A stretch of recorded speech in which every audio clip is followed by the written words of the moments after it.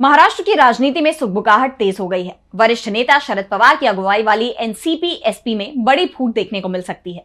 शरद पवार के सबसे करीबी नेता के पाला बदलने की अटकलें तेज है। चर्चा है कि शरद पवार के करीबी नेता अजित पवार के गुट में शामिल हो सकते हैं, जिससे शरद पवार की एनसीपी में जल्द ही भूचाल आने वाला है।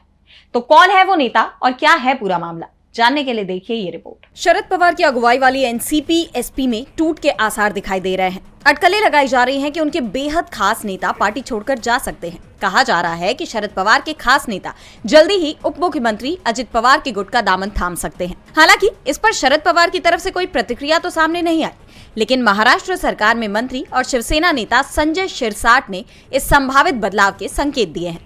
संजय शिरसाट ने दावा किया है कि जयंत पाटिल एनसीपी एसपी में ज्यादा समय तक नहीं रहेंगे। उन्होंने कहा कि मैंने ये पहले भी कहा है, जयंत पाटिल लंबे वक्त तक एनसीपी एसपी में रहने के मूड में नहीं है। शरद पवार की पार्टी में भूचाल आएगा। आप देखेंगे कि जयंत पाटिल अजित पवार की एनसीपी में शामिल हो रहे हैं।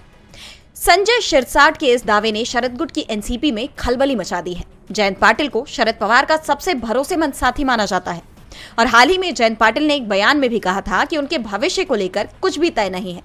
उनके इस बयान के बाद से ही उनके पार्टी छोड़ने की चर्चाएं तेज हो गई हैं। ऐसे में अगर वो अजित पवार के खेमे में जाते हैं तो ये शरद पवार के लिए एक बड़ा झटका साबित हो सकता है।